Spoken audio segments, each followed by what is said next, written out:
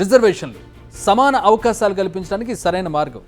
అలాంటి రిజర్వేషన్లలో కూడా వెనుకబడి ఉన్నారు వెనుకబడిన వర్గాల ప్రజలు. ఎస్, ఇప్పుడు దేశవ్యాప్తంగా బీసీల రిజర్వేషన్లపై బిగ్ డిబేట్ నడుస్తోంది. ఇప్పటికైనా సరైన న్యాయం చేయాలనే డిమాండ్లు జోరుగా వినిపిస్తున్నాయి.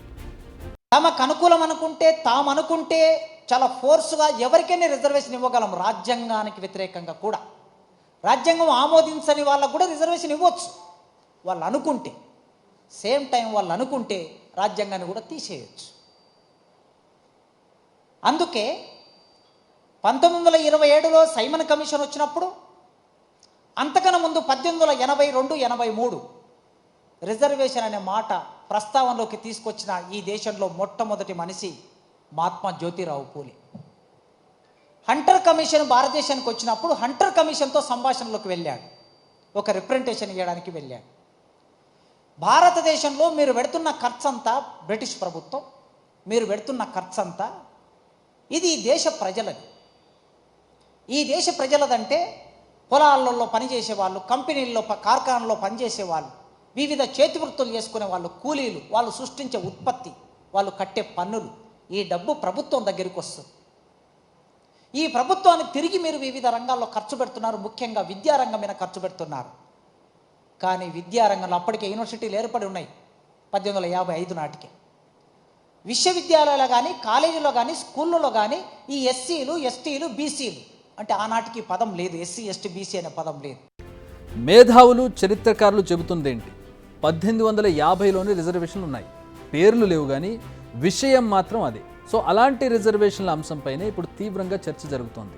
ముఖ్యంగా బ్యాక్వర్డ్ క్యాస్ట్లు, బీసీల రిజర్వేషన్లపైనే అసలు చర్చ. ఎందుకంటే జనాభాలో సగానికంటే ఎక్కువ ఉన్నది బీసీలే, కానీ వారికి ఇచ్చే కోటా మాత్రం 27% మాత్రమే.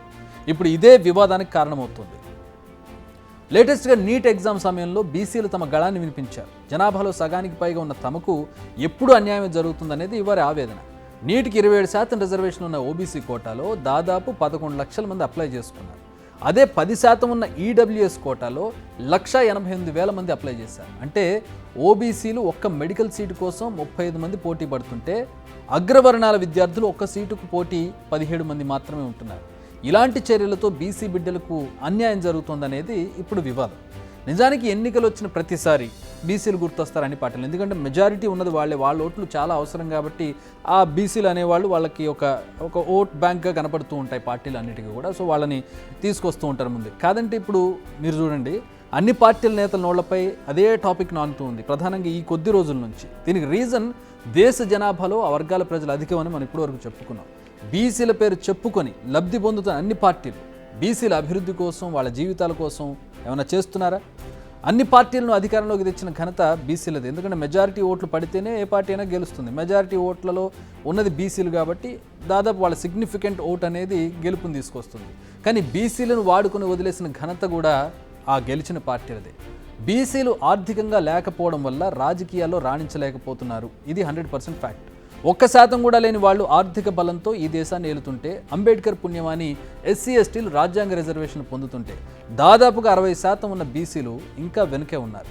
ఇది ఎవరిని కించపరచాలని చేస్తున్న వ్యాఖ్యలు కాదు, హార్డ్ రియాలిటీ. కావాలంటే మీరు స్టాటిస్టిక్స్ కూడా చూడొచ్చు. అందుకే ప్రస్తుతం కులగణన జరగాలని డిమాండ్ పెరుగుతోంది. ఇప్పుడు బీసీ పెద్దలు, సామాజికవేత్తలు, నిపుణులంతా రౌండ్ టేబుల్ సమావేశాలు నిర్వహిస్తున్నారు. కొన్ని వేల ఏళ్లుగా మన దేశంలో కుల వ్యవస్థలో దిగువ కులాలకు, ఎగువ కులాలకు మధ్య ఉన్న తీవ్ర అంతరాలను తొలగించేందుకు బ్రెయిన్ స్టార్మ్ నడుస్తోంది. దీనికి సరైన సమాధానం కులగణనే అని చెబుతున్నారు. 1931లో బ్రిటిష్ పాలనలో చివరిసారి కులగణన నిర్వహించారు. 2011లో అప్పటి యూపీఏ ప్రభుత్వం సామాజిక ఆర్థిక కులగణన పేరిట సమాచారం సేకరించింది. లేటెస్ట్గా బీహార్ కూడా క్యాస్ట్ సెన్సస్ నిర్వహించింది. ప్రస్తుతం 90 ఏళ్ల నాటి డేటా ఆధారంగానే రిజర్వేషన్లు కొనసాగుతున్నాయి. ఇప్పటికే సీఎం రేవంత్ రెడ్డి తెలంగాణలో కులగణన నిర్వహిస్తామని హామీ ఇచ్చారు. అటు దేశవ్యాప్తంగా కులగణన నిర్వహిస్తామని కాంగ్రెస్ తన మేనిఫెస్టోలోనే పెట్టింది. దగాపడుతూ వస్తున్న బీసీలకు న్యాయం జరగాలన్నా, ఇకనైనా అన్నిట్లో సమ ప్రాధాన్యం దక్కాలన్నా కులగణన జరగాలి. ఏ సామాజిక వర్గంలో ఎంతమంది ఉన్నారో లెక్క తేలాలి. వారికి తగ్గట్టుగా రిజర్వేషన్లను పెంచాలి. అప్పుడే బీసీలకు న్యాయం జరుగుతుందనేది ఒక scientific approach. Big TV outlook కథనాలు నచ్చితే వెంటనే బిగ్ టీవీ ఛానల్ ను సబ్స్క్రైబ్ చేయండి.